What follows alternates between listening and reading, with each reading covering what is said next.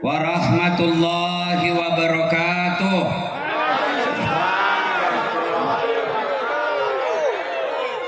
Alhamdulillah, alhamdulillahi rabbil alamin. Wabihi nasta'inu ala umurid dunya waddin. Ashhadu an la ilaha illallah wa ashhadu anna muhammadan abduhu wa rasuluh. Allahumma salli ala sayyidina Muhammad wa ala alihi wa sahbihi ajma'in. Amma ba'd. Faqad qala Allah subhanahu wa ta'ala fi kitabil karim. Bismillahirrahmanirrahim. Ya ayyuhalladzina amanu dakhulu fis silmi kaffatan wa la tattabi'u khutuwatis syaitan innahu lakum aduwwum mubin. Wahai orang-orang yang beriman, masuklah engkau ke dalam Islam secara sempurna, bukan Islam pencitraan, bukan Islam gimmick-gimmick, bukan Islam pilkada, bukan Islam pilcaleg. Ini dekat lagi pilkada nih, momen politik. Biasanya politisi penampilannya kala-kala para ustadz, pakai songkok, pakai gamis, pakai serban, bagi-bagi kartu nama, piye kabare, api-api. Sudah dipilih, hilang lagi mereka semua. Jangan Islam seperti itu. Coba andai saja ini mau pil caleg, penuh panggung ini calon DPR. Karena sudah selesai pil caleg, hilang lagi semua anggota DPR. Bupati berapa anggota DPR kita di kabupaten ini? 50. Berapa Ibu? 50. Berapa yang hadir di sini? Ada yang hadir?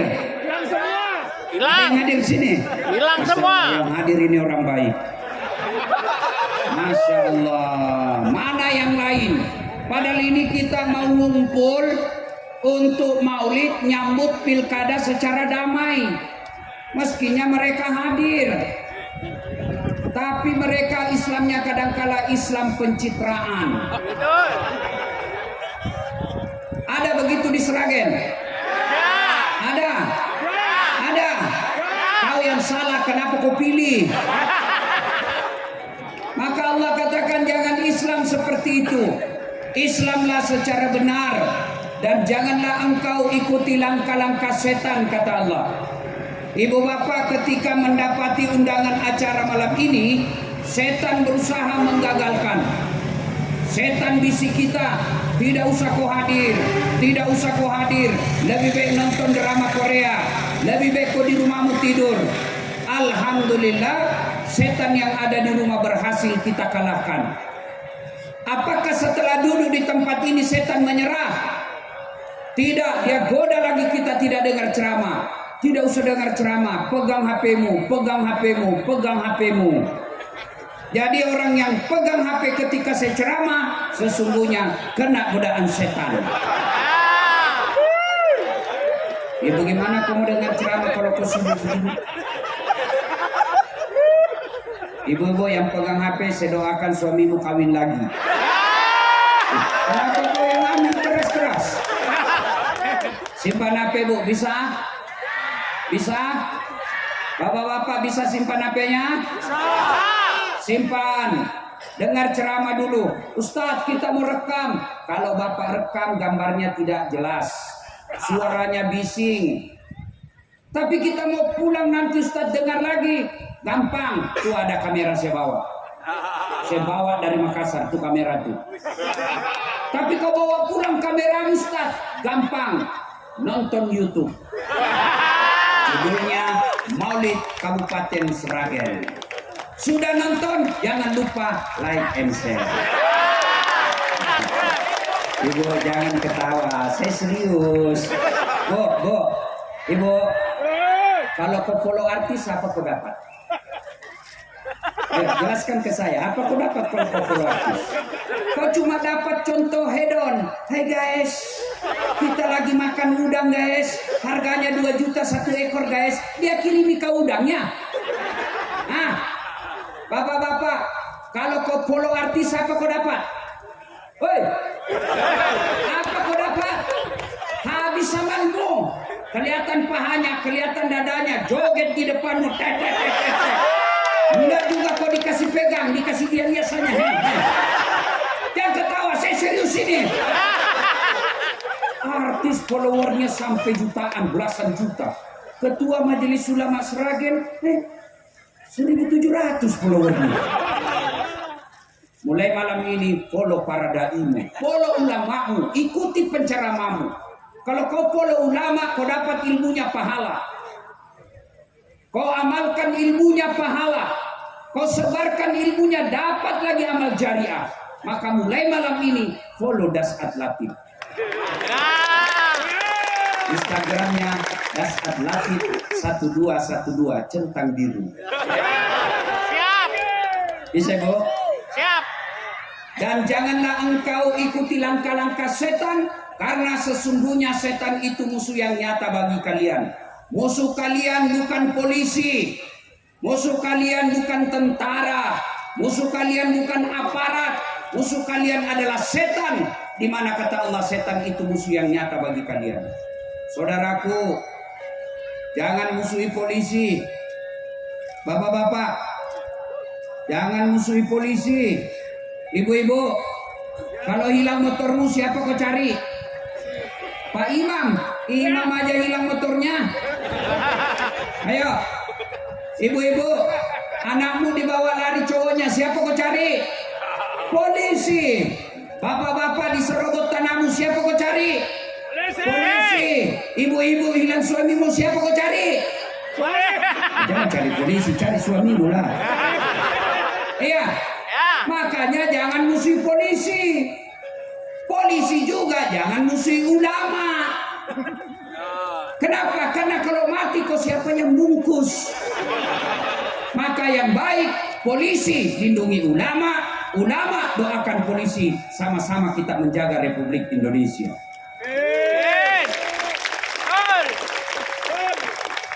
Faqala idzan bismillahirrahmanirrahim.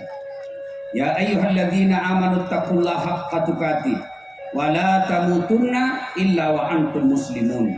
Wahai orang-orang yang beriman, bertakwalah kalian kepada Allah dengan sebenar-benarnya takwa, dan janganlah kalian mati kecuali dalam keadaan beragama Islam. Ayat ini Jumat-Jumat dibacakan sejak kurang lebih 1400 tahun yang lalu. Ayat ini tiap Jumat dibacakan. Masih ingat 2020 yang lalu, masa Covid, selalu diumumkan di media massa, di tempat-tempat keramaian, jaga jarak, pakai masker, cuci tangan. Kenapa? Waktu itu pakai masker penting. Tapi ternyata setelah kita vaksin, masker sudah tidak penting untuk saat ini. Tapi ini ayat Jumat-Jumat dibacakan sampai detik ini sejak 1400 tahun yang lalu. Berarti ayat ini penting. Dan rasa-rasanya ayat ini susah diterima akal. Jangan kamu mati, berarti mati kau yang ngatur. Woi, jangan mati ya. Berarti mati mau-maumu. Padahal mati, mau atau tidak, tiba saatnya pasti mati. Orang kaya, orang miskin, raja-raja, rakyat biasa, polisi, orang kaya, orang miskin, raja-raja, rakyat biasa, ustadz. Kenapa itu kencang? Semua mati. Berarti yang jadi masalah bukan mati. Yang jadi masalah bukan mati itu. Kenapa? Kamu mau atau tidak, tiba saatnya pasti mati. Berarti yang jadi masalah kata Allah, illa wa antum muslimun, kecuali matimu dalam keadaan beragama Islam. Ayat ini seolah-olah Allah ingin berkata, Ibu Bupati, hati-hati. Sampean ngaku Islam belum tentu mati dalam keadaan beragama Islam. Dasat Latif, hati-hati. Kamu ngaku Islam belum tentu kau sakaratil maut bawa Islam. Ini peringatan dari Allah. Banyak orang Islam tapi matinya tidak bawa Islam. Insya Allah kita tidak akan mati dalam keadaan ngerampok. Amin. Insya Allah kita tidak akan mati dalam keadaan berzina. Insya Allah kita tidak akan mati dalam keadaan mabuk. Tapi yang bisa membuat kita mati kafir, hubbi aklil haram, suka memakan barang haram. Dan salah satu barang haram itu yang bisa membuat kau mati kafir, menerima serangan fajar ketika pemilu yang lalu. Kau tepuk tangan baru kau semua pelakunya. Pilihan aja. Ibu, Bu, Ibu, malam. Saya ngatur ya mau ngecok. J, sedulur, dia kabare.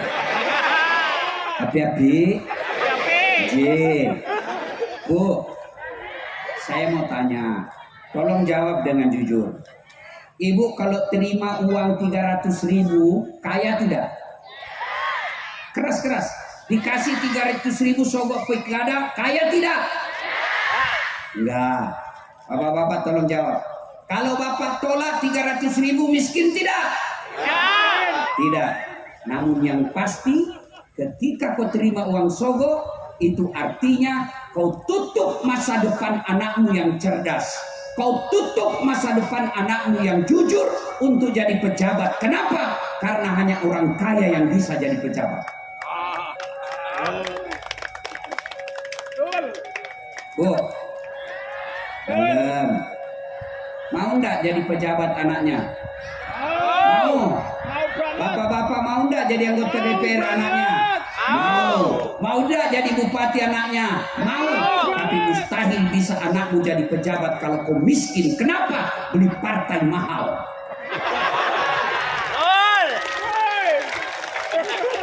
Makanya kalau kalian mau hindari beli partai mahal, jadi anggota DPR harus punya uang puluhan miliar. Caranya jangan kau terima sogok. Biar orang kaya mau sogok kamu. Biar orang kaya mau kasih hambur duitnya. Kalau kau tidak mau sogok, harga dirimu tidak bisa dia beli. Biarlah kita miskin, rumah ngontrak-ngontrak, tapi harga diri kita orang tidak bisa ngukur. Bisa, Bu? Betul. Bisa, Pak? Betul. Baru 100 orang. Bisa? Ya Allah, dengarlah janji hambamu. Kalau dia ingkar janji di bulan 11 nanti, buat hidupnya sengsara. Bu, jangan terima uang sogok. Baru-baru kita ributkan di Jakarta, anak mahasiswa ribut lagi, kasihan sama polisi.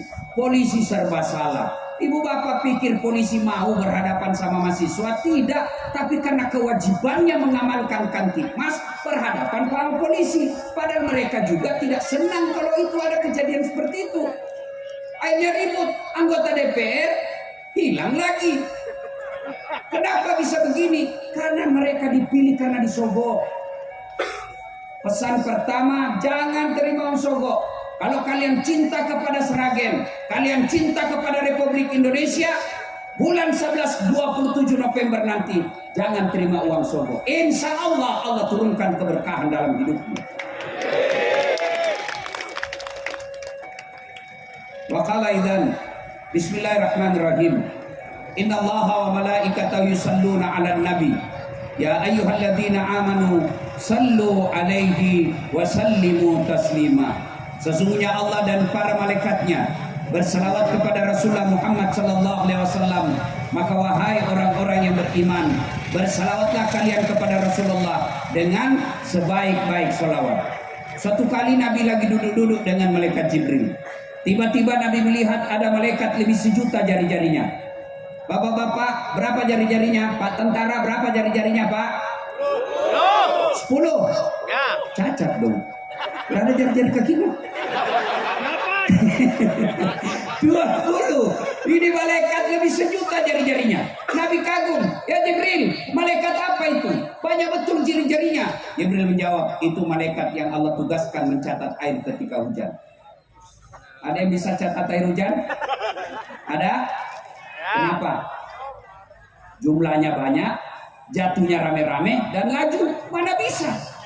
Lalu Nabi bertanya ke malaikat itu, Wahai malaikat, apa betul kau mampu mencatat air ketika hujan? Iya, ku catat yang jatuh di gunung, ku catat yang jatuh di darat, ku catat yang jatuh di laut. Semua aku catat ya Muhammad, tak setetes pun yang tidak aku catat. Oh begitu, iya. Lalu malaikat ini berkata, ya Muhammad, ada satu yang tidak mampu aku catat. Kenapa? Jumlahnya lebih banyak dari air hujan. Apa gerangan? Ketika umatmu berkumpul di alun-alun kota Sragen, lalu mereka bersalawat bareng-bareng kepadamu, aku tidak bisa mencatat betapa banyak pahala yang Allah turunkan di tempat. Ibu Bupati yang saya hormati, saudara-saudaraku yang saya muliakan, ketahuilah, orang masuk surga bukan karena tidak ada dosa. Kalau orang masuk surga karena tidak ada dosa, tidak ada isinya surga kecuali Rasulullah Muhammad SAW. Mana ada manusia yang tidak ada dosanya di sini? Mana ada manusia yang tidak ada dosanya? Ini muka-muka penuh dosa semua ini. Ini semua kita punya dosa. Lalu kenapa orang masuk surga? Kata Nabi, ditimbang pahala kebaikanmu sebelah kanan, timbang dosamu sebelah kiri, timbang punya timbang. Ternyata lebih berat kebaikanmu daripada keburukannya, meskipun selisihnya 0,3%. Maka ketika kumpul begini, selawatlah, karena itu akan memberatkan timbanganmu di akhirat kelak. Maka semua aja selawat. Bisa? Kita tanding mana lebih kencang suaranya perempuan dengan laki-laki. Bisa? Oke, yang merasa jenis kelamin laki-laki diam. Kita dengar dulu mama. Ini mama ras terkuat di bumi. Sen kanan belok kiri. Alis yang cantik masih juga direparasi. Ayo selawat bu, diam-diam, bapak-bapak diam. Ayo ibu-ibu yang di belakang jangan mau kalah. Ayo selawat bareng-bareng. Ikuti saya. Yuk. Salatullah salam. Yang di belakang. Ala toha rasul. Salatullah salamullah ala yasin. Masya Allah, nilainya 9,5. Nah, ibu-ibu diam, kita dengar bapak-bapak ya. Yang merasa jenis kelamin laki-laki. Ayo. Jangan mempermalukan jenis kelamin kita, Pak. Ayo. Ayo, selamat bareng-bareng. Salatullah salamullah.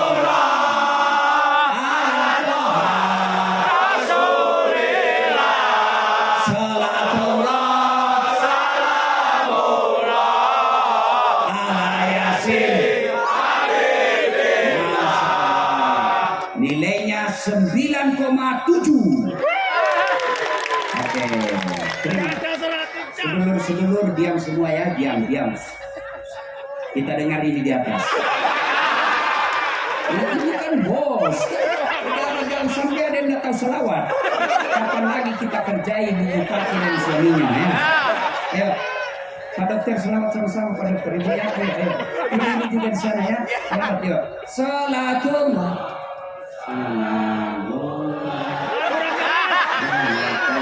Barang kena.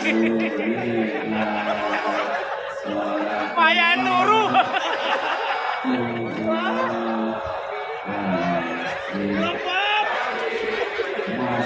Udah gak mati lu apa nilainya ya? Nilainya 9,9. Ya Bu, mohon maaf beliau yang undang saya. Gaya nilai kecil nanti honorku dikurangi. Bu Wati, saya pernah terima honor di Makassar, salah kasih panitianya Bu. Jadi kan kalau di Makassar itu satu malam biasanya 2 acara saya. Selesai acara pertama saya buru-buru mau ke acara kedua. Dan saya dikejar sama panitianya MC. Ustaz tunggu dulu Ustaz. Kenapa deh? Tunggu dulu Ustaz. Kenapa? Tunggu dulu Ustaz. Saya tunggu. Datang langsung dia keluarin amplopnya. Ya Ustaz, langsung ku sambar. Kan nggak enak lama-lama dilihat kan malu kita dong. Yang penting kita saya buka di depannya itu sih dong. Masukin. Duduklah saya di mobil. Saya bilang sama sopir saya, alhamdulillah deh dapat rezeki malam ini. Begitu saya buka, astagfirullah. Salah kasih panitianya Bu. Apa dia kasih saya? Susunan acara. Ibu Bupati jangan dicontoh ini Ibu ya. Ini contoh yang jelek ini jangan dicontoh. Ayo selawat bareng-bareng kanan kiri. Ayo kita selawat bareng-bareng. Pun matur suwun. Please HP-nya dinyalakan. Boleh? Ayo angkat HP-nya. Ya, operator lampu dimatikan. Ya, semua nyalakan HP-nya. Yang tidak punya HP pinjam temannya punya. Ayo nyalakan yang paling belakang, yang paling belakang. Yuk kita selawat bareng-bareng. Yuk. Ayo sama-sama yang di atas. Yuk kita cinta kepada Rasulullah, kita berselawat. Ya, yang lagi jualan di sana yuk selawat, nyalakan lampunya. Sama-sama kita selawatan. Yuk Pak Tentara. Yuk. Ya mantap. Yuk. Salatullah salamullah ala toha rasulillah. Salatullah salamullah ala yasin tawassalna bi bismillah wa bil hadi rasulillah wa kulli mujahidilillah bi ahlil badri ya Allah. Sekali lagi salatullah salamullah ala toha rasulillah. Salatullah salamullah ala yasin. Masya Allah. Terima kasih. Disimpan kembali, kita dengar lagi ceramah. Ibu Bupati yang saya hormati, Bapak Kapolres, Bapak Wakil Bupati, Pak Dandim, Pak Danyon, semua tuan-tuan yang saya hormati, Ibu Bupati teristimewa. Saya melihat dan mendengarkan tadi beliau sambutan, saya rasa kalau ada anak mahasiswa mau demo, pulang kalau dengar kalimat Ibu Bupati yang bagus. Adem, Masya Allah. Bupati yang saya hormati, adik-adik, bapak-bapak tentara, kita datang perayaan apa nih? Maulid. Saya sejak jadi penceramah keliling Sabang sampai Merauke, sampai ke luar negeri, sampai ke Amerika, ke Eropa, ke Asia, itu semua temanya sama. Dengan hikmah Maulid kita meneladani Rasulullah Muhammad Sallallahu Alaihi Wasallam. Malam ini pun temanya, tajuknya sama. Dengan hikmah Maulid kita meneladani Rasul menyongsong pilkada damai. Nah, masalahnya bagaimana kamu mau contoh Nabi kalau sejarahnya Nabi kau tidak tahu? Bagaimana mau contoh Nabi kalau sejarah Nabi kita tidak paham? Contoh, mohon maaf, ibu-ibu yang ada di sana, tolong bantu saya kalau ada yang tahu. Ibu-ibu, berapa anaknya Nabi, Bu?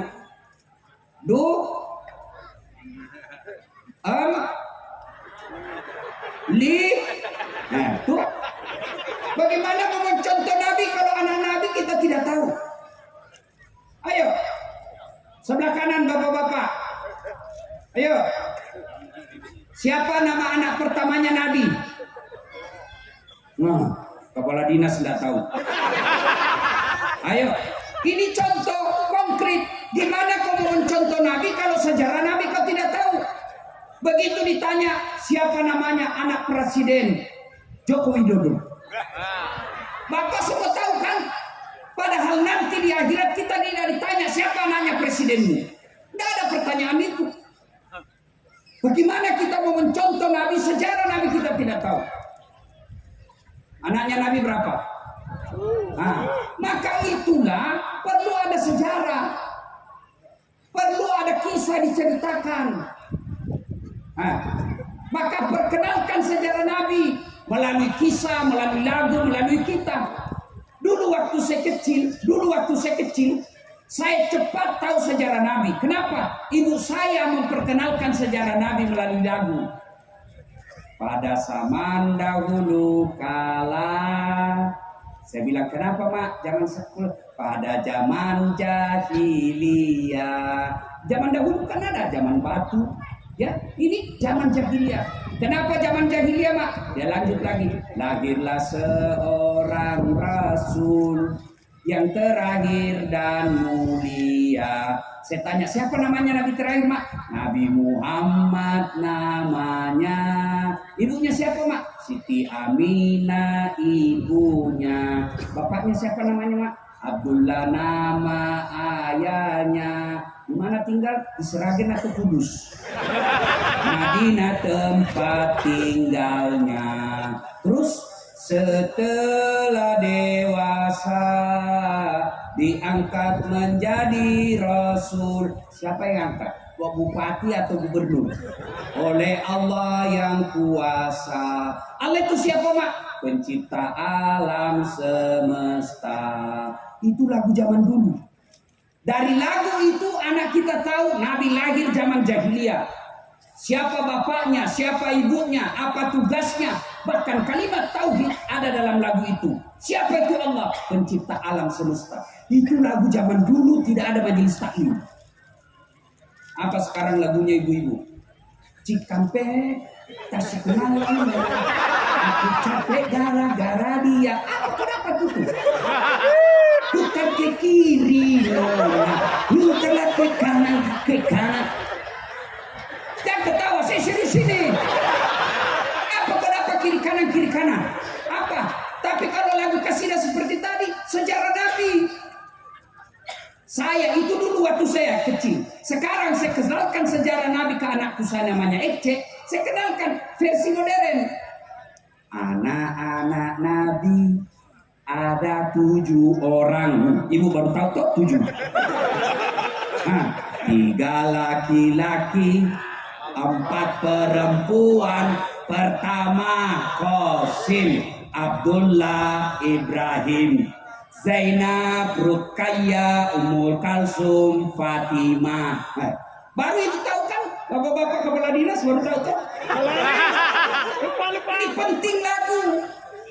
Cuma anak-anak kita lagunya sekarang tidak masuk akal.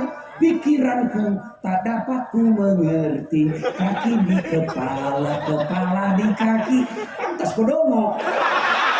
Kata Nabi kesimpan di kakimu. Iya kan? Jadi sejarah Nabi ini penting. Kenapa? Karena dengan sejarah kita bisa tahu sejarahnya Nabi, pola hidupnya Nabi, sehingga kita contoh. Maka sedulur-sedulur sekalian, saudaraku yang tidak mau maulid silahkan, tapi jangan kau tuduh kami sesat. Ada juga itu yang baru belajar agama 2 bulan, maulid bid'ah, itu sesat, tidak ada pada zaman Nabi, masuk neraka, kayak dia panitia hari kiamat. Bos, mau maulid monggo, tidak mau maulid mangga, silakan, saling menghormati.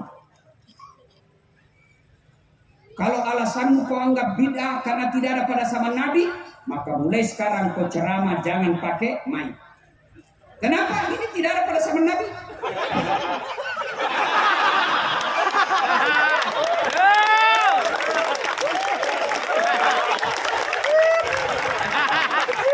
Ini bid'ah, tidak ada pada zaman Nabi. Kamu ceramah jangan pakai YouTube. Kenapa? Tidak ada pada zaman Nabi. Kamu bayar zakat, fitrah jangan pakai beras. Kenapa? Nabi pakai kurma dan roti. Maka yang baik silahkan lakukan apa yang kamu yakini tanpa kau hina orang lain. Ini ada baru belajar agama 2 bulan, saya dihinanya di medsos. Dia bilang ini Ustadz Dasat, Ustadz tidak sunnah. Kenapa kau bilang saya tidak sunnah? Dia bilang buktinya kau tidak punya jenggot. Sebenarnya apa kalau tidak mau tumbuh?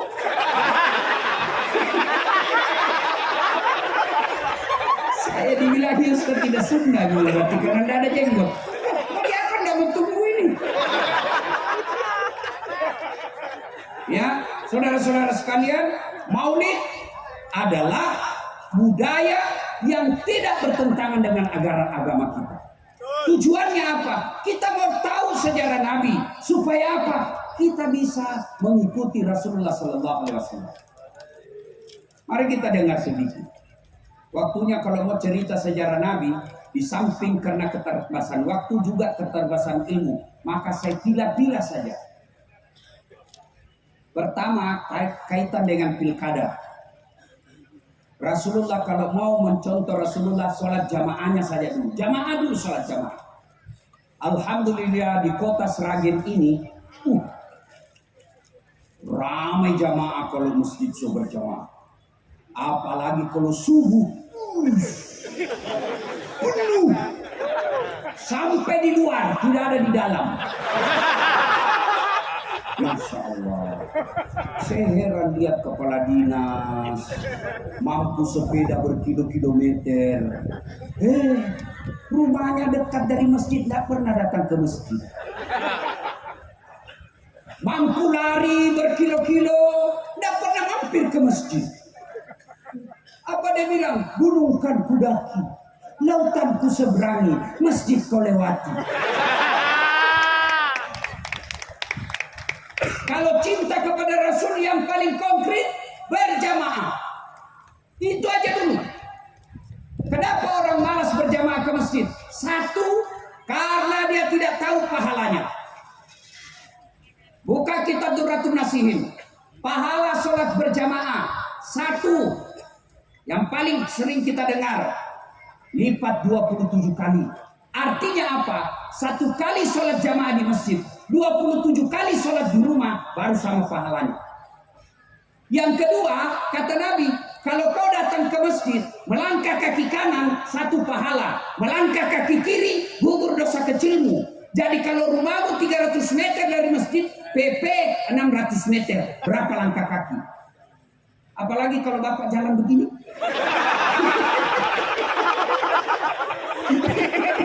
Lebih banyak lagi dapat. Masya Allah. Yang ketiga, pahala. Kata Nabi, seluruh materi yang kulewati, pagar, tembok, aspal, dinding, tegel, akan jadi saksi. Ya Allah, jangan kau masukkan dia neraka, masukkan surga. Saya saksinya, dia datang berjamaah di masjid. Itulah sebabnya Pak, sunnah. Ketika kau ke masjid, beda jalanmu pergi, beda juga jalanmu waktu pulang. Sunnah. Itulah juga sebabnya sunnah. Ketika Bapak berjamaah, usahakan setiap 2 rakaat pindah tempat. Supaya apa? Tambah banyak saksi nanti di akhirat. Allahu Akbar. 2 rakaat pindah lagi. Selesai 2 rakaat pindah lagi. Supaya apa? Tambah banyak saksimu di akhirat. Yang keempat, pahala berjamaah. Kalau ada debu melengket di badan atau hujan gerimis basah bajumu, baju itulah nanti yang akan jadi mantel agar kamu tidak disentuh api neraka. Soalnya gerimis, jalan basah itulah yang akan menjadi pelindung di akhirat. Jangan juga salah paham. Mantan-mantan sudah dengar begini, dia tunggu hujan keras. Begitu hujan keras, dia buka payungnya. Ini saksi nanti. Itu bukan pahala, itu beleng-beleng. Ayo, apalagi keutamaan berjamaah di masjid, ada doa bersama. Bapak tidak tahu berdoa, ibu tidak tahu berdoa, bapak ibu banyak dosa, tapi ada alim ulama di dalam memimpin doa. Bapak cuma katakan amin, seluruh doa yang mengatakan amin dikabulkan Allah. Itulah sebabnya ketika imam mimpin doa, baca doa yang umumnya orang hafal intinya, dan baca doa kasih dengar jamaahmu. Ada juga imam kita tidak tahu apa dia minta, kita di belakang asal amin saja. Amin, amin, amin. Padahal yang mimpin doa anak muda dan istrinya. Ya Allah, berikan kami jodoh. Dia bilang di belakang, Bapak amin. Istrinya ngomong pula amin. Tapi ibu kabulkan suami kami lagi.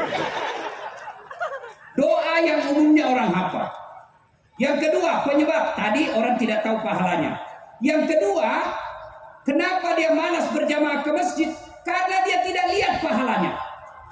Coba kalau dilihat, diumumkan sama Ibu Bupati, siapa yang datang sholat berjamaah subuh di masjid, kami beri beras 5 liter, 5 kilo, minyak 2 liter, telur 10 biji. Saya yakin jam 5 subuh sholat subuh, jam 1 dini hari sudah penuh. Kenapa? Karena dilihat pahalanya. Yang ketiga, penyebab orang malas berjamaah ke masjid, manajemen masjid tidak bagus. Ada masjid saya bikin, Pak, alhamdulillah dari penghasilan di YouTube sudah 3 masjid jadi. Itu yang saya bikin terakhir di masjid nama ibu saya. Itu jadi tempat wisata religi orang datang ke Makassar. Karpetnya empuk, imamnya penghafal Quran 30 juz, digaji layaknya pegawai negeri, muatsinnya saya gaji layaknya pegawai negeri. Tugasnya azan 5 kali sehari semalam. Anak muda, semua pengurus masjid anak muda. Penceramanya belum ceramah sudah dikasih honor supaya tidak lari. Dikasih ini daftar pustaka yang kamu baca, ini judul khutbah supaya tidak bertumpuk-tumpuk penceramah. Masya Allah, sound systemnya bagus, ber-AC. Akhirnya orang rajin datang ke masjid. Anak-anak keluar, ada kolam di bawahnya ikan yang sudah saya islamkan. Ikan koi, Pak Bupati kan dari Jepang. Nah, dia ajak agamanya Shinto. Nah, saya islamkan baru dia masuk berenang di Masya Allah. Orang datang ke masjid nyaman. Itu kalau saya ada di sana sholat subuh, dua etape sholat subuhnya. Kalau dia datang sholat Jumat terlambat 30 menit, tidak dapat lagi di dalam. Kenapa? Kurang nyaman di dalam. Ini gimana orang mau datang ke masjid? Karpetnya sudah 7 tahun lebaran tidak pernah diganti. Begitu kita ruku sujud, bengkak kita punya jidat, digigit semua. Penceramanya mulai salam pertama sampai terakhir neraka terus dia bahas. Kau akan dibakar, dilapat, dibanting, ditusuk pantatmu, dilipat, ditusuk matamu. Kata anak muda, tidak usah ke masjid bikin takut-takut. Dapat lagi sound system, begitu imam takbir, Allahu Akbar, langsung story. Gimana orang mau ke masjid kalau begitu? Dapat lagi muadzin, Masya Allah, ASN yang sudah pensiun penyakit asma, giginya tinggal 4.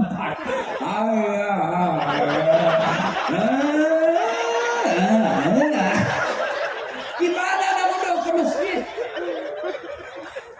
Apalagi kesalahan masjid sekarang, Pak. Umumnya pengurus masjid senang simpan saldo. Dengar ini para takmir masjid. Jangan kau simpan uangnya orang jadi saldo di bank. Tidak jalan amalnya. Saldo kas 150 juta. Begitu orang mau kencing tidak ada air. Saldo kas 150 juta. Begitu kita mau air besar, tidak ada air. Kalau air kecil masih aman. Yang kuning, masa kita keluar? Siapa yang tanggung jawab? Takmir masjid. Gimana orang ke masjid, Pak? Imamnya balik-balik sunnah Nabi. Kata Nabi, kalau kau jadi imam, ringkaskan bacaan sholatmu. Umumnya sekarang imam dia senang yang panjang-panjang. Itu tidak sunnah. Itulah sebabnya ketika imam mau angkat takbir, Allahu Akbar, sebelum takbir dia harus balik dulu ke belakang. Salat jami'ah rahimakumullah. Untuk apa? Bahasa tentaranya inspeksi pasukan. Lihat dulu, kalau pasukanmu di belakang banyak pensiunan, jangan kau kasih panjang, kau setengah mati orang asma. Kasihan itu orang tua pensiun datang di masjid. Lama bertumpah ini. Belum selesai. Belum selesai juga, jatuh lagi kembali. Allah berhenti. Kata Nabi, ringkaskan bacaanmu. Yang kedua kata Nabi, bacalah yang umumnya orang hafal. Kenapa umumnya orang hafal? Tujuannya apa? 1, supaya jamaah bisa busuk mengikuti. Coba kalau imam membaca Qul huwallah, anak-anak juga ikut. Qul huwallahu Allahu samad. Kenapa dia hafal? Begitu Pak Imam membaca surah Al-Anfal ayat 5 sampai 70, dia khusyuk dengan bacaannya, kita khusyuk dengan hayalan. mau ruku, Pak Imam belum selesai. Kita mau ikut, kita tidak hafal. Terpaksa kita baca semua pengumuman di dinding. Pengadaan keuangan Masjid Jamiah Ihsan, pengeluaran pembayaran listrik, saldo kas. Belum selesai juga Pak Imam, kalender lagi dibaca. Persatuan Guru Republik Indonesia cabang Kota Sragen. Belum selesai Pak Imam, bajunya lagi orang dibaca. Pilih saya nomor urut 7. Siapa salah? Siapa salah? Imam. Yang kedua, kenapa Nabi anjurkan baca yang umumnya orang hafal? Supaya apa? Begitu imam salah, ada yang bisa luruskan. Coba kalau Pak Imam salah, ketika dia baca wadduha, hampir semua orang hafal, dia bisa luruskan. Tapi kalau imam baca yang hanya dia yang hafal, begitu salah, hadapi kesusahanmu sendiri.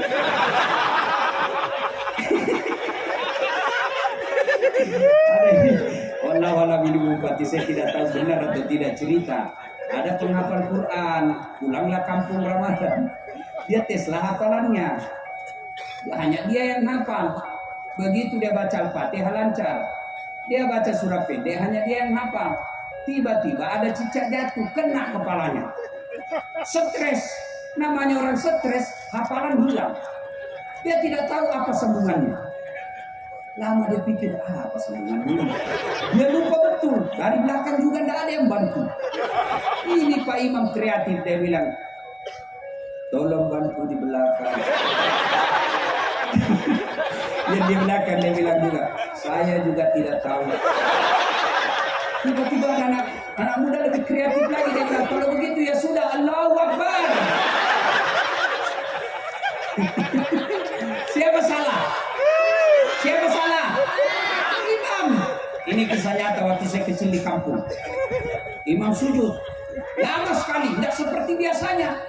Lama betul ini Pak Imam sujud, tidak seperti biasanya. Ada kawan saya tidak tahan. Kok lama ini Pak Imam sujud? Dia angkat kepalanya, Bu.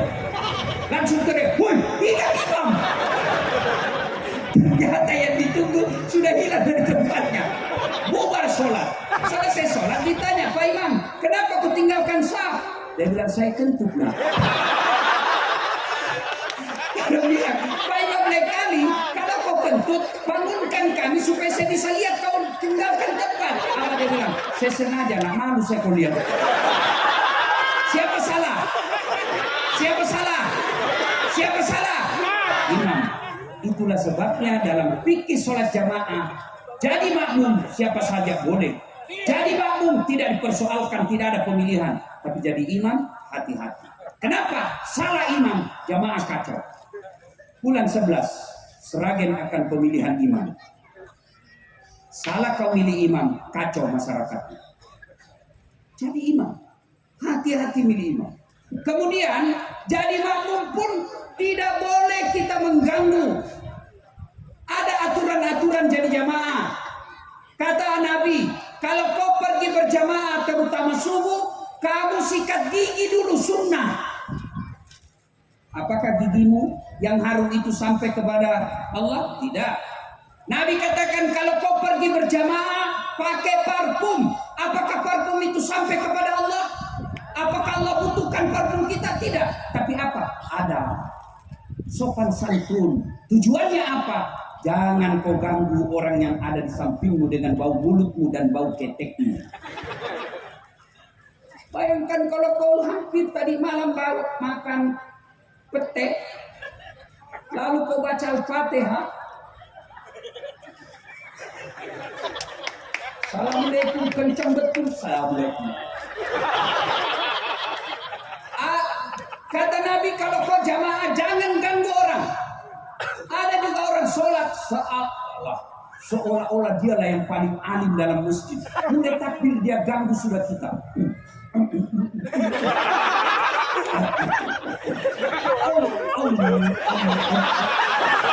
Kau ganggu orang. Ada lagi yang ganggu kita itu yang kakinya. Ada. Kita kasih pindah kaki, dia kasih pindah lagi. Pindah lagi, kasih pindah. Saya kasih masuk kaki saya, dia masuk lagi kaki saya, nggak bisa lagi goyang kaki saya kasih gini. Saya injak kaki. Saya salah bilang, kenapa kau injak kaki itu? Kau ganggu saya. Kenapa kamu mesti rapat ini jari-jari? Ustaz, supaya rapat sap. Salah deh. Kalau kamu rapat sapmu bukan jari-jari kaki yang kau rapatkan, tapi apa? Kalau ini kakimu bisa rapat sapmu, bisa rapat kakimu, sapmu renggang.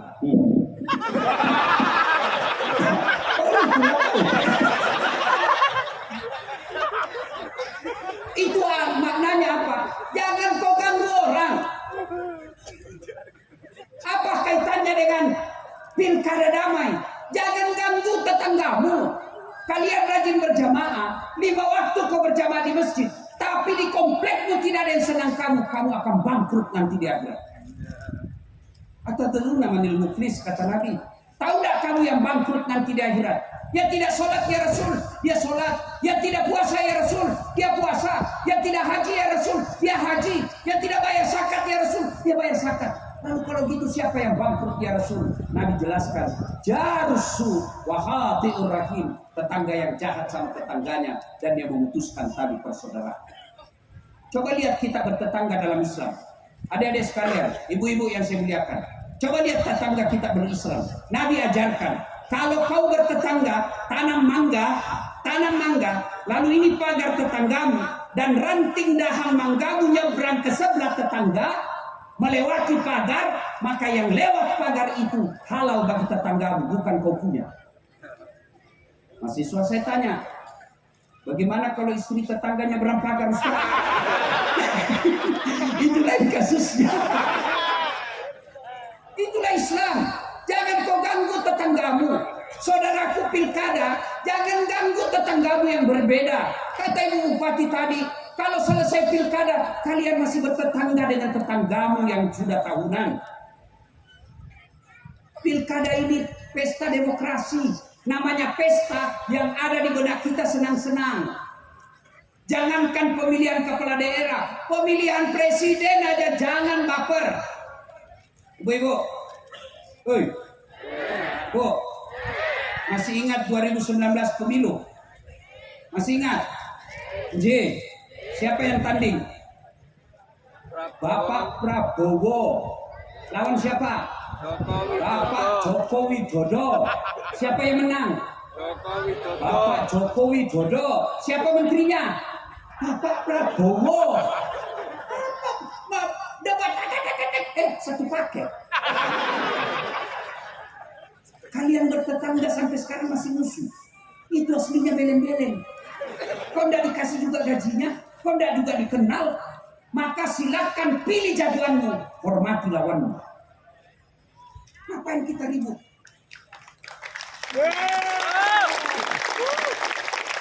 Itu sholat jamaah. Bersatu saudara-saudara sekalian. Dalam sholat jamaah itu nilai-nilai persatuan sangat dijunjung tinggi. Mana buktinya? Coba lihat. Sedulur-sedulur masuk masjid. Apapun suku dan bahasamu, tidak boleh kau sholat pakai bahasamu masing-masing. Pernah bayangkan seandainya pakai bahasa masing-masing? Yang jadi imam habaib keturunan Arab, dia takbir pakai bahasa Arab. Allahu Akbar. Datang orang Bugis, suaminya Ibu Bupati, dia takbir pakai bahasa Bugis. Kungallahu ta'ala maluku. Datang juga warung Padang, dia takbir pakai bahasa Padang. Allah nan gadang.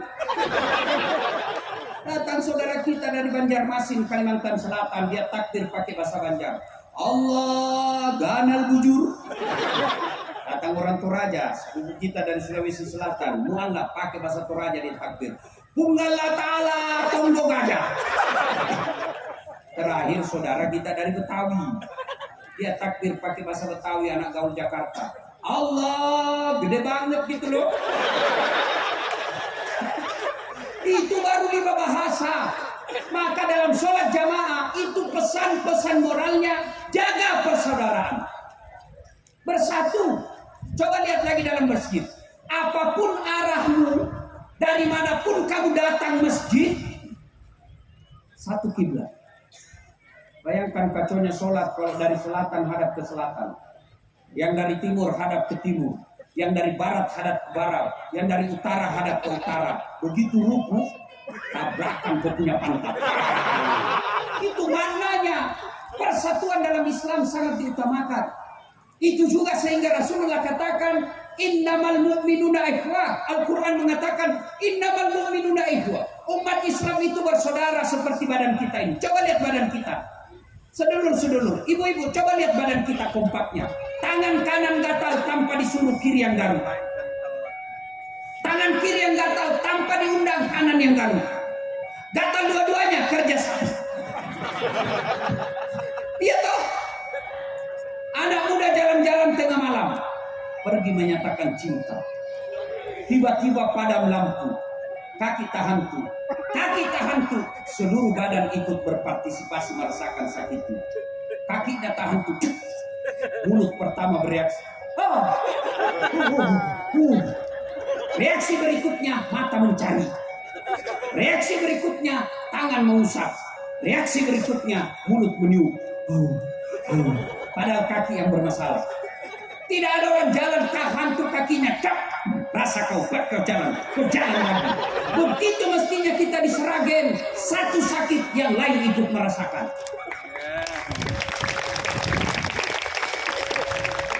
Jangan berpecah belah gara-gara pilkada. Apalagi janji-janji pilkada.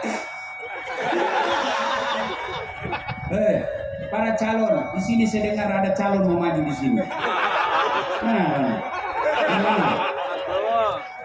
Iki. Satu lagi. Enak betul kan kalau begini damai akur. Pak calon yang saya hormati, kalau bisa Pak, jangan percaya sama tim sukses. Manetiro disuruh bikin baleho 10, 3 dia tilep Pak. Lebih baik Bapak langsung menyapa rakyat. Gunakan waktu 24 jam napa rakyat. Jangan percayakan tim sukses. Rata-rata tim sukses dia yang sukses.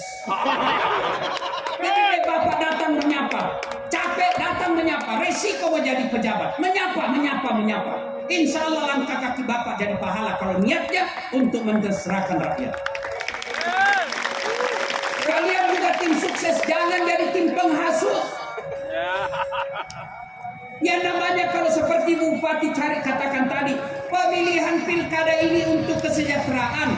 Adu program, bukan cari kejelekan orang. Namanya kalau dicari pasti dapat. Ini yang bicara, Bapak pikir tidak ada kejelekan saya? Ada. Kalau teman-teman mahasiswa saya mau cari, berapa banyak dulu cewek yang saya janji-janji. Namanya cari kesalahan. Maka yang baik contoh malam ini. Nah, kenapa beliau di depan duduk? Karena beliau wakil bupati saat ini. Wajar. Kenapa beliau di belakang? Karena beliau belum jadi wakil bupati. Enak kan kalau begini. Maka tim sukses, silakan jagokan jagoanmu. Silakan coblos jagoanmu. Jangan kau hina lawanmu. Enak kita begini. Kalau ribut, siapa yang rugi? Itu makna sholat berjamaah.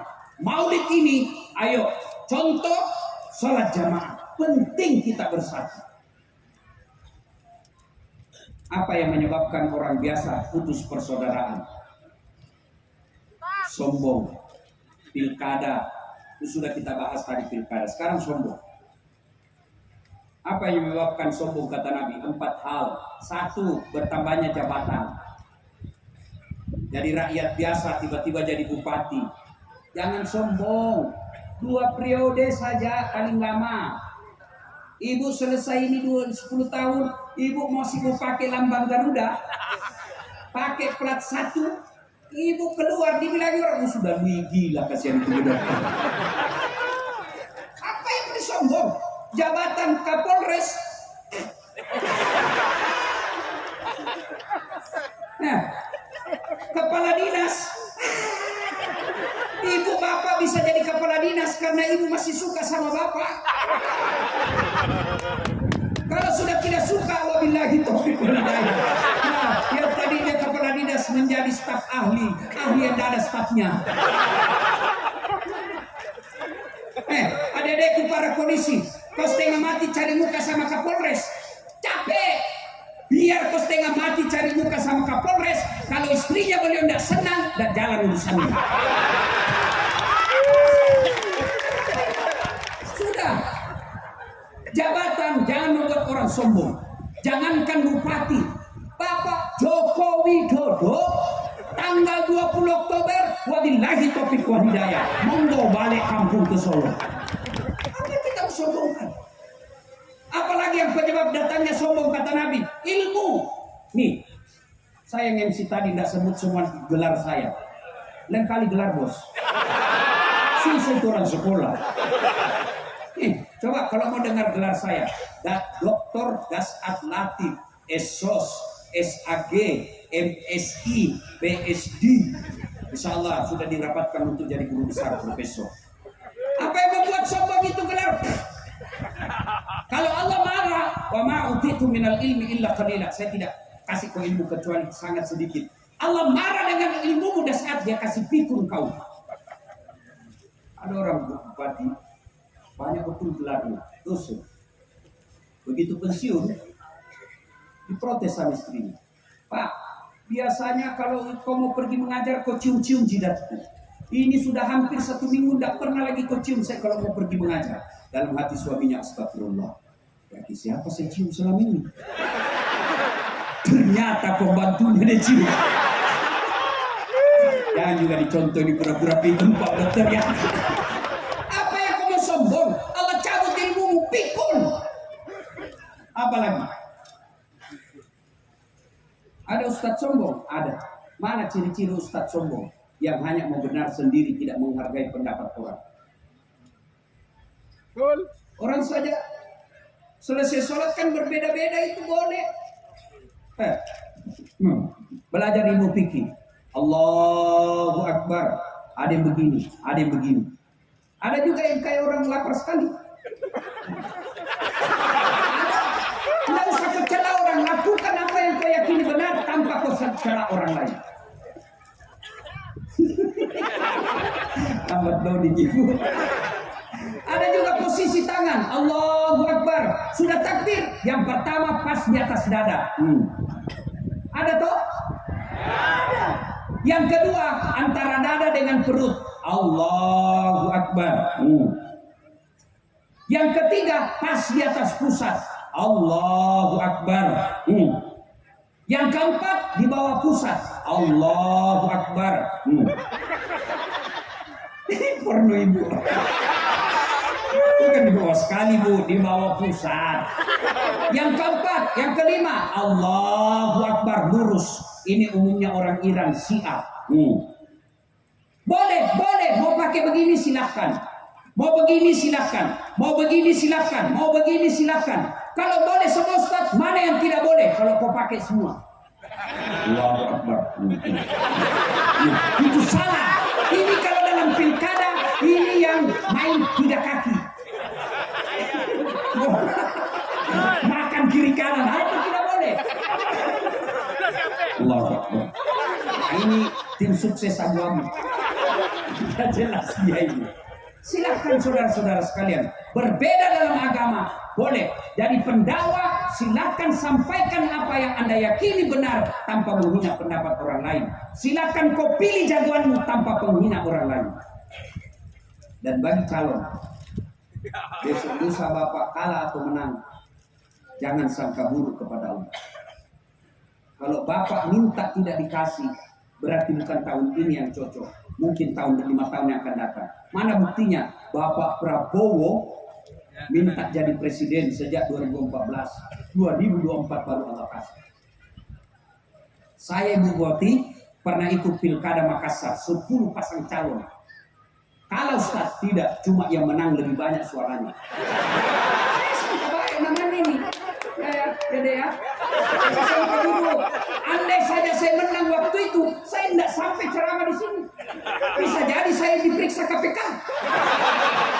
Iya, Allah kasih saat tidak usah kau jadi bupati, tidak usah kau jadi wali kota, lebih kau jadi pendakwah. Andai saja saya menang waktu itu, setengah mati saya hormat. Datang ke Polres, siap Kapolres. Datang Pak Dandim, siap Pak Dandim.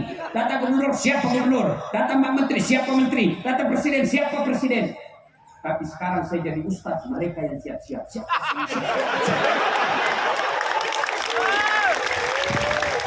Kata dua yang mulia ini bertanding, tanding yang baik. Jangan pernah sakit hati. Allah kasih yang terbaik. Kita minta, Allah tidak kasih hari ini. Mungkin Allah kasih 10 tahun yang lalu. Kenapa? Karena Allah tahu tidak baik waktunya untuk sekarang. Nabi Zakaria minta anak sejak usianya 21 tahun. Kapan Allah kabulkan? Ketika usianya 90 tahun. Itu Nabi Pak. Minta usia 21 tahun, Allah kabulkan 90 tahun. Padahal Nabi ibadahnya bagus. Kita minta bupati hari ini bulan 11 mau dikasih. Padahal itu kan tipu. Maka sangka baiklah kepada Allah.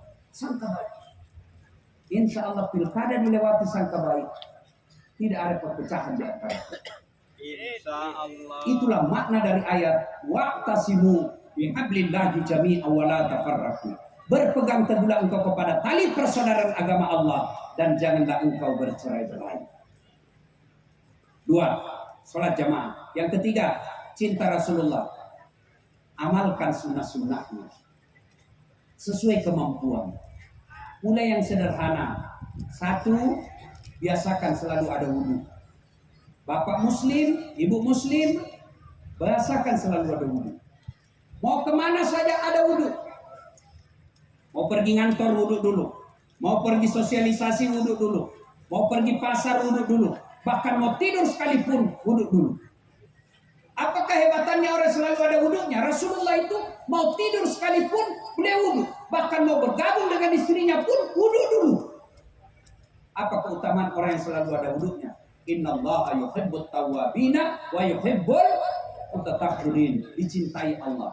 Kalau dicintai Allah, apapun yang kamu minta, hakul yakin, pasti Allah kasih. Tidak dikasih, percaya yang kamu minta tidak baik. Contoh lagi. Tamat SMA 94. Saya daftar fakultas kedokteran. Yang sebelumnya saya daftar tentara, Akabri. Tidak lulus saya. Kenapa? Cepet. Saya protes Allah. Ya Allah, kenapa kau lahirkan saya dalam keadaan pendek? Kau tidak rugi jadi Tuhan kalau saya jadi tentara. Saya bersaudara saya yang paling pendek. Teman saya lulus polisi. Sekarang dia reserse AKBP 2 balok-balok di Polda Sulawesi Barat. Pakai karena reserse pakai baret merah. Saya jadi ustaz pakai baret putih. Alhamdulillah dengan baret putih yang saya pakai, mulai baret hitam sampai baret merah, bicara main kau semua. Gagal jadi akabri, saya daftar fakultas kedokteran. Saya sholat tahajud 40 malam berturut-turut. Saya nasar puasa 7 hari. Ibu bapak saya doakan saya masuk bimbingan khusus. Begitu pengumuman tidak lulus. Saya tahu jawabannya karena saya lulus di Sospol. Pulang kuliah tabrakan depan Al-Ghazali Jalan Perintis Kemerdekaan. Berceceran darah di aspal, saya turun tolong dia. Dia yang tabrakan, saya hampir pingsan. Kenapa? Saya tidak bisa lihat darah. Allah seolah-olah berkata, Das'ad, bagaimana kamu jadi dokter? Kau tidak bisa lihat darah. Saya telepon temanku yang jadi dokter. Dia tugas di Kepulauan Aru. Dok, kau pulang lebaran? Tidak. Oh, masa kau tidak lebaran sama orang tuamu? Rugi-rugi kau jauh-jauh cari uang tidak lebaran sama orang tuamu. Apa dia bilang? Mahal tiket Ustaz. Kalau saya pulang 5 orang, gaji saya 1 tahun hanya untuk di tiket PP. Dalam hati saya, Alhamdulillah, untung saya tidak jadi dokter. Sekarang saya kemana-mana tidak pernah pusing soal tiket. Bisnis kelas. Siapa yang belikan? Ibu Bupati. Ya. Hebatnya lagi, pergi tidak bawa uang, pulang. Mengerti betul? Ini 2 calon kita lakukan sosialisasi, kampanye, datangi orang, jangan mau diwakili tim sukses, kalah menang, itulah yang terbaik buat kamu. Enakan pilkada kalau begini. Jangan kita bodoh-bodohi rakyat. Rakyat juga jangan koperas calon. Bodoh. Yang kedua, sunnah. Usahakan setiap keluar rumah doa. Inna salati wa nusuki wa mahyaya wa mamati lillahi rabbil alamin. Bismillah tawakkaltu ala la ilaha haula wa la quwwata illa billah. Kaki kanan dulu. Insya Allah kata Nabi, kamu baca doa ini, sosialisasi, tiba-tiba kau ditabrak becak, mati sakit. Kenapa? Kau sudah ikrar, inna salati, sesungguhnya salatku, wa nusuki, ibadahku, wa mahyaya, wa mamati, hidup dan matiku, lillahi rabbil alamin. Saya serahkan segalanya kepada Allah. Bismillah, dengan nama Allah. Tawakkaltu, saya berserah diri. La haula wa la quwwata illa billah. Tidak ada daya dan kekuatan kecuali datangnya dari Allah. Jalan, insya Allah jihad fisabilillah. Ibu-ibu, kalau suamimu mau pergi cari nafkah, jangan lupa minta di dalam. Istri saya bu, mamanya cek. Kalau saya mau keluar pergi ceramah, dia angkat sepunya ransel. Saya bilang, tidak usah saya yang berat. Dia bilang, tidak ada artinya beratnya ini ransel dibanding beratnya Ustadz menanggung hidup kami. Enak perasaan saya bu. Begitu saya duduk di mobil, dia cium tangan saya. Sudah itu, dia cium lagi jidatku. Kanan lagi matanya, kiri lagi, ini agak lama sedikit.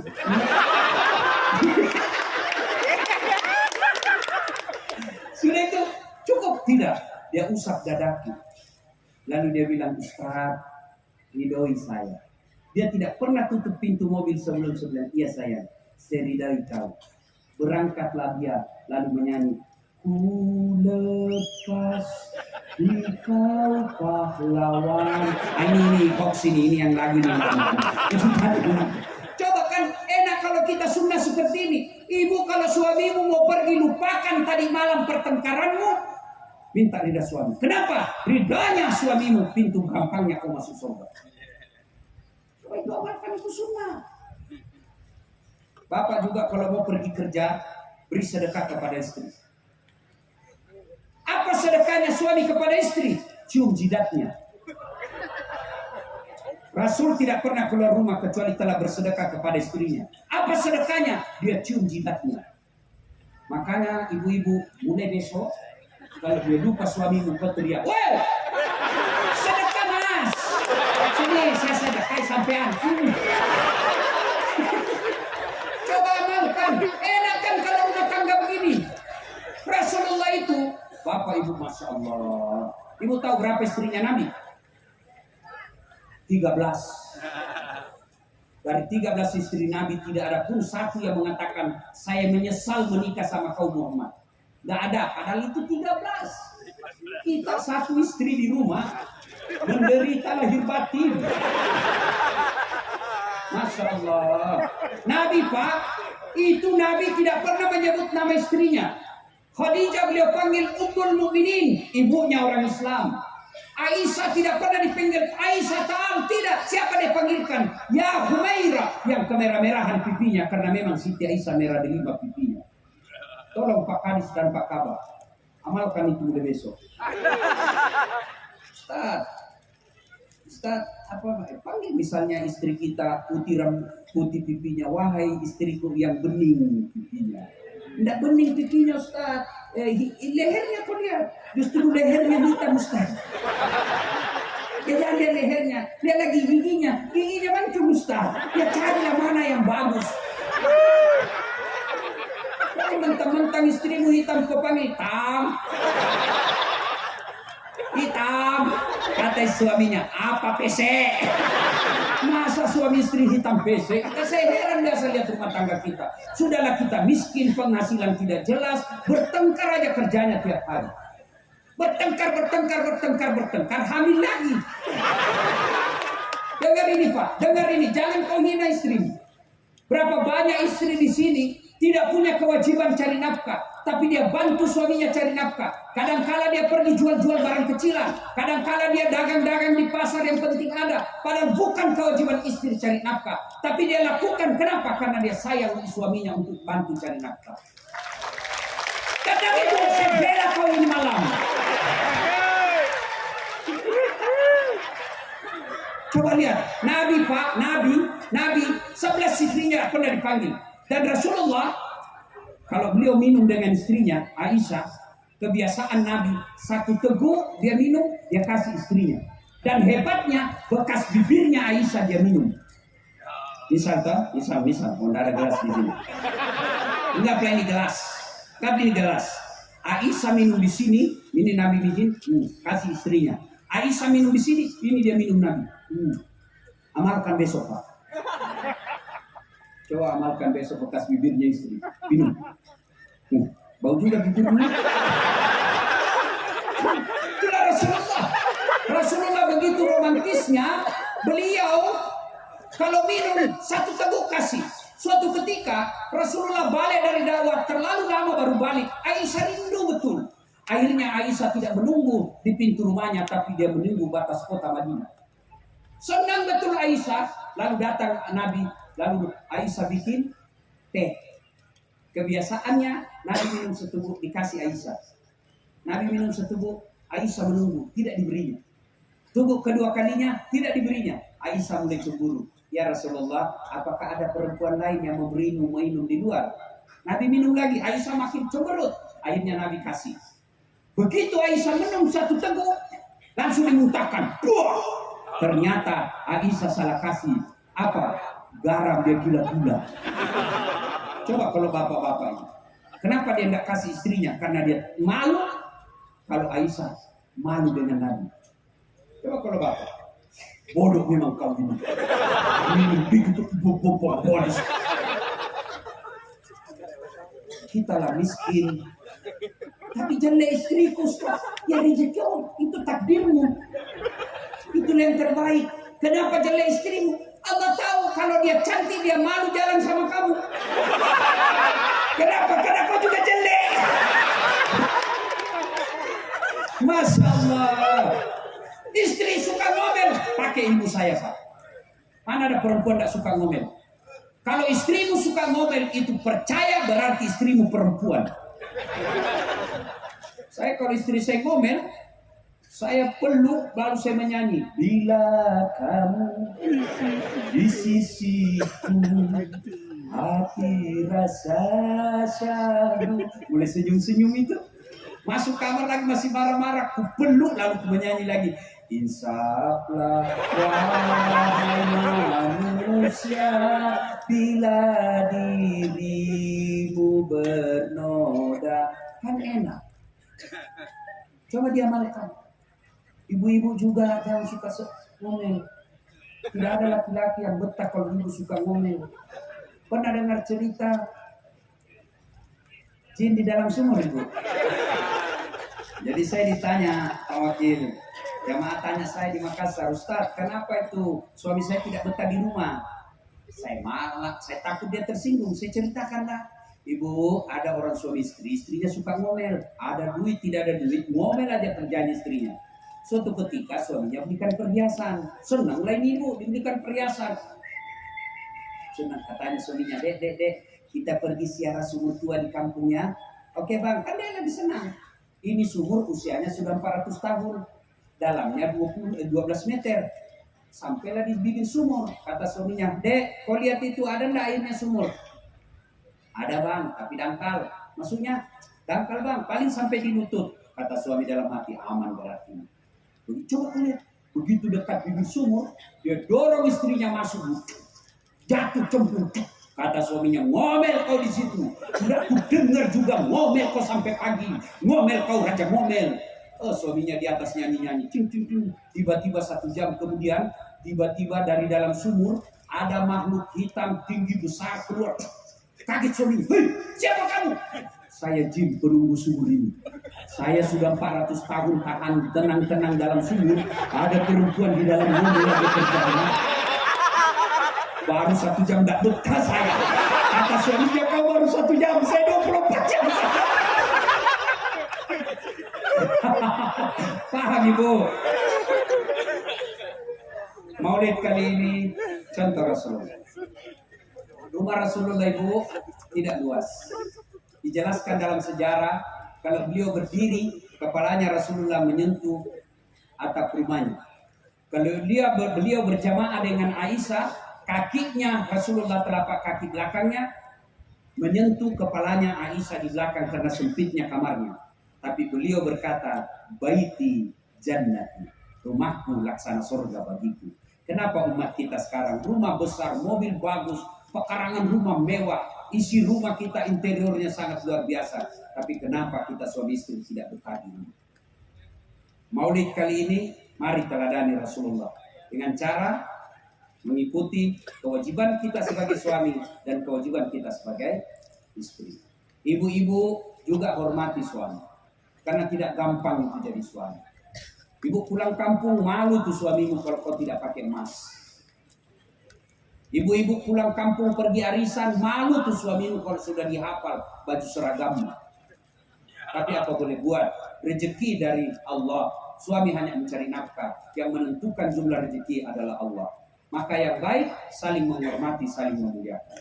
Bapak Ibu saudara-saudara sekalian, sebenarnya banyak lagi kisah-kisah kehidupan Rasulullah, tapi waktu jual yang membatasi kita. Masih ingin rasanya berlama-lama, tapi waktu jual yang membatasi kita. Insya Allah lain waktu dan kesempatan. Bu-ibu, pesan khusus. Pilkada yang akan datang, pilihlah yang kita anggap baik, bukan karena dia memberi duit. Dan ingat, boleh berbeda pilihan, tapi kita wajib menjaga ketentraman dan kedamaian kabupaten kita. Kalau di sini ribut, bukan saya yang rugi yang tinggal di Makassar, tapi orang-orang yang di Sragen inilah yang akan mendapat kesusahan.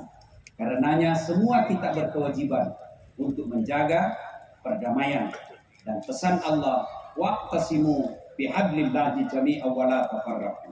Berpegang teguhlah engkau kepada tali persaudaraan agama Allah, dan janganlah engkau bercerai-berai. Ayat ini kemudian diturunkan oleh para pendiri negara kita menjadi Pancasila, yaitu sila ketiga persatuan Indonesia. Mudah-mudahan ada manfaat. Lebih dan kurangnya mohon dimaafkan. Usikum wa nafsi bitaqwallah, fastabiqul khairat. Assalamualaikum warahmatullahi wabarakatuh.